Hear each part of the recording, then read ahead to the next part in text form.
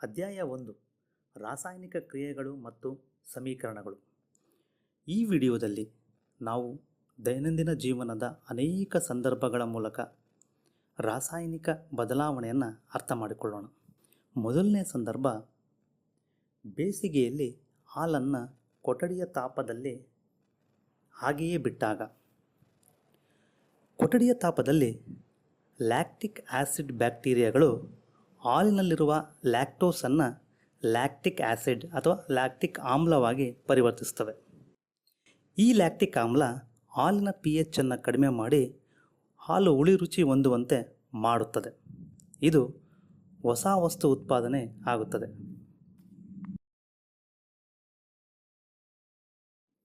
ಎರಡನೆಯ ಸಂದರ್ಭ, ಕಬ್ಬಿಣದ ವಸ್ತುಗಳನ್ನು ತೇವಾಂಶಭರಿತ ವಾತಾವರಣದಲ್ಲಿ ತೆರೆದಿಟ್ಟಾಗ. ಕಬ್ಬಿಣದ ವಸ್ತುಗಳು ತೇವಾಂಶಭರಿತ ವಾತಾವರಣದಲ್ಲಿನ ಆಕ್ಸಿಜನ್ ಜೊತೆ ವರ್ತಿಸಿ ಕಂದು ಬಣ್ಣದ ಕಬ್ಬಿಣದ ಆಕ್ಸೈಡ್ ಉಂಟಾಗುತ್ತದೆ. ಈ ಕಬ್ಬಿಣದ ಆಕ್ಸೈಡನ್ನು ನಾವು ತುಕ್ಕು ಎಂದು ಕರೆಯುತ್ತೇವೆ.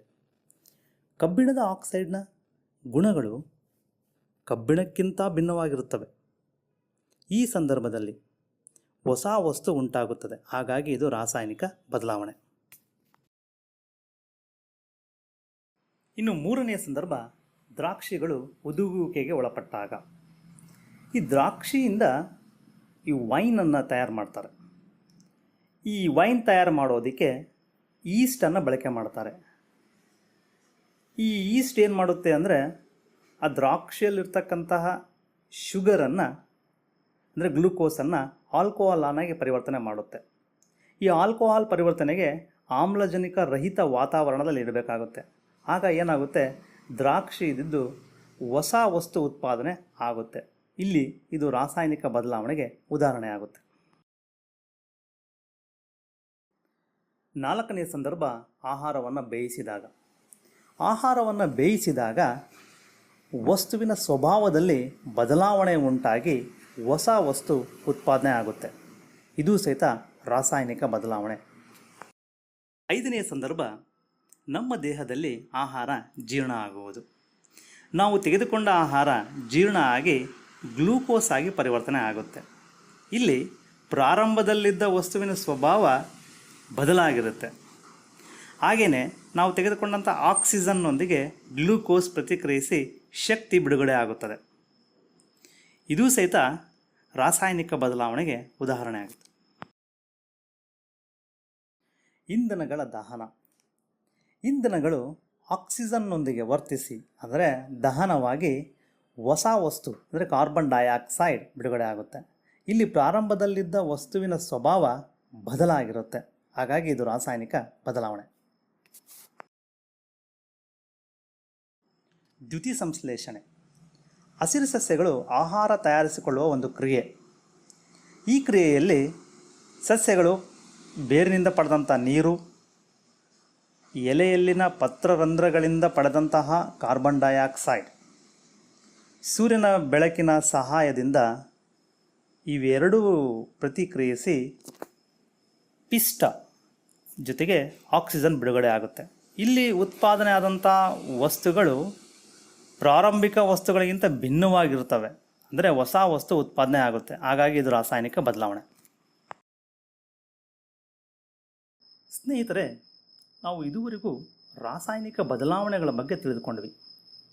ಯಾವಾಗ ಈ ರಾಸಾಯನಿಕ ಬದಲಾವಣೆ ಉಂಟಾಗ್ತಿದೆಯೋ ಆಗ ನಾವು ರಾಸಾಯನಿಕ ಕ್ರಿಯೆ ನಡೆದಿದೆ ಅಂತ ಹೇಳ್ಬೋದು. ಹಾಗಿದ್ದರೆ ಈ ರಾಸಾಯನಿಕ ಕ್ರಿಯೆಯ ಅರ್ಥ ಏನು ಎಂಬುದನ್ನು ಚಟುವಟಿಕೆಗಳ ಮೂಲಕ ತಿಳಿದುಕೊಳ್ಳೋಣ. ಮೊದಲನೇ ಚಟುವಟಿಕೆ, ಮೆಗ್ನೀಷಿಯಂ ಪಟ್ಟಿಯನ್ನು ಗಾಳಿಯಲ್ಲಿ ಉರಿಸುವುದು ಮತ್ತು ಮೆಗ್ನೀಷಿಯಂ ಆಕ್ಸೈಡನ್ನು ವಾಚ್ ಗ್ಲಾಸ್ನಲ್ಲಿ ಸಂಗ್ರಹಿಸುವುದು. ಈ ಚಟುವಟಿಕೆಗೆ ಸುಮಾರು 2 ಸೆಂಟಿಮೀಟರ್ ಉದ್ದದ ಮೆಗ್ನೀಷಿಯಂ ತಂತಿಯನ್ನು ತೆಗೆದುಕೊಂಡು ಮರಳು ಕಾಗದದಿಂದ ಚೆನ್ನಾಗಿ ಉಜ್ಜಿ ಅದನ್ನು ಸ್ವಚ್ಛಗೊಳಿಸಬೇಕು. ಏಕೆ ಅಂದರೆ ಮೆಗ್ನೀಷಿಯಂ ಒಂದು ಕ್ರಿಯಾಶೀಲ ಲೋಹ. ಇದು ಗಾಳಿಯಲ್ಲಿರುವ ಆಕ್ಸಿಜನ್ ಜೊತೆಗೆ ವರ್ತಿಸಿ ಮೆಗ್ನೀಷಿಯಂ ಆಕ್ಸೈಡ್ ಅನ್ನುವ ಒಂದು ತೆಳುವು ಪದರ ಆ ಮೆಗ್ನೀಷಿಯಂ ಮೇಲೆ ಉಂಟಾಗಿರುತ್ತೆ. ಈ ಮೆಗ್ನೀಷಿಯಂ ಆಕ್ಸೈಡ್ ಒಂದು ಸ್ಥಿರವಾದ ಸಂಯುಕ್ತ ವಸ್ತು. ಇದು ಮೆಗ್ನೀಷಿಯಂನ ದಹನವನ್ನು ಅಂದರೆ ಉರಿಯೋದನ್ನು ತಡೆಯುತ್ತದೆ. ಹಾಗಾಗಿ ಮರಳ ಕಾಗದದಿಂದ ಇದನ್ನು ಚೆನ್ನಾಗಿ ಉಜ್ಜಿ ಸ್ವಚ್ಛಗೊಳಿಸಿದ ನಂತರ ಇಕ್ಕಳದ ಸಹಾಯದಿಂದ ಅದನ್ನು ಹಿಡಿದುಕೊಂಡು ಮದ್ಯಸಾರ ದೀಪ ಅಥವಾ ಬರ್ನರ್ ಬಳಕೆ ಮಾಡಿ ಅದನ್ನು ಉರಿಸಬೇಕು. ಅದನ್ನು ಉರಿಸಿದಾಗ ಅದು ಪ್ರಕಾಶಮಾನವಾದ ಬಿಳಿಯ ಜ್ವಾಲೆಯೊಂದಿಗೆ ಉರಿದು ಬಿಳಿಯ ಪುಡಿಯಾಗಿ ಬದಲಾಗುತ್ತೆ. ಈ ಪುಡಿಯೇ ಮೆಗ್ನೀಷಿಯಂ ಆಕ್ಸೈಡ್. ಇದು ಮೆಗ್ನೀಷಿಯಂ ಮತ್ತು ಗಾಳಿಯಲ್ಲಿನ ಆಕ್ಸಿಜನ್ಗಳ ನಡುವಿನ ಕ್ರಿಯೆಯಿಂದ ಉಂಟಾಗಿದೆ. ಈ ಎರಡನೇ ಚಟುವಟಿಕೆ ಸತುವಿನ ಮೇಲೆ ಸಾರರಿಕ್ತ ಸಲ್ಫ್ಯೂರಿಕ್ ಆಮ್ಲದ ವರ್ತನೆಯಿಂದ ಹೈಡ್ರೋಜನ್ ಅನಿಲ ಉಂಟಾಗುವಿಕೆ. ಈ ಚಟುವಟಿಕೆಯಲ್ಲಿ ನಾವು ಒಂದು ಕೋನಿಕಲ್ ಫ್ಲಾಸ್ಕನ್ನು ತೆಗೆದುಕೊಂಡು ಅದರಲ್ಲಿ ಕೆಲವು ಸತುವಿನ ಚೂರುಗಳನ್ನು ಹಾಕಬೇಕು. ಈ ಸತುವಿನ ಚೂರುಗಳುಳ್ಳ ಕೋನಿಕಲ್ ಫ್ಲಾಸ್ಕಿಗೆ ಸಾರರಿಕ್ತ ಸಲ್ಫ್ಯೂರಿಕ್ ಆಮ್ಲವನ್ನು ಸೇರಿಸಬೇಕು. ಸೇರಿಸಿದಾಗ ಏನಾಗುತ್ತೆ ಅಂದರೆ ಸತು ಸಲ್ಫ್ಯೂರಿಕ್ ಆಮ್ಲ ಜೊತೆಗೆ ವರ್ತಿಸಿ ಸತುವಿನ ಸಲ್ಫೇಟ್ ಉಂಟಾಗುತ್ತೆ. ಜೊತೆಗೆ ಹೈಡ್ರೋಜನ್ ಅನಿಲ ಬಿಡುಗಡೆ ಆಗುತ್ತೆ.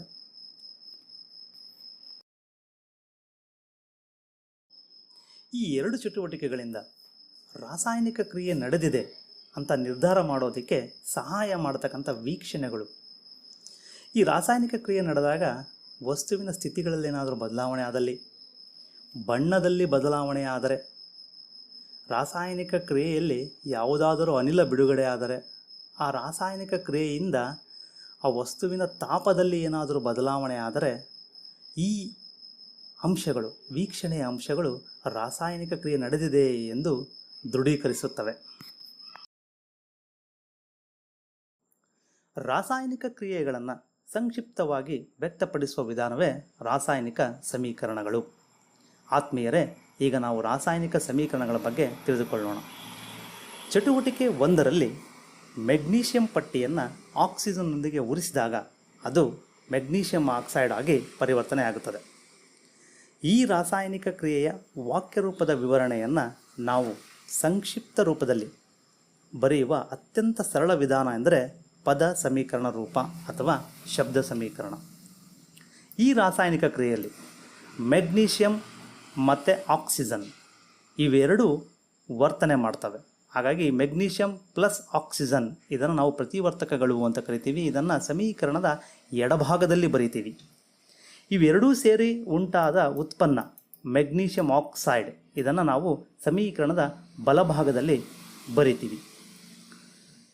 ಈ ಬಾಣದ ಚಿಹ್ನೆ ಇದು ಉತ್ಪನ್ನಗಳತ್ತ ಮುಖ ಮಾಡಿರುತ್ತದೆ ಹಾಗೂ ರಾಸಾಯನಿಕ ಕ್ರಿಯೆಯ ದಿಕ್ಕನ್ನು ಸೂಚಿಸುತ್ತೆ.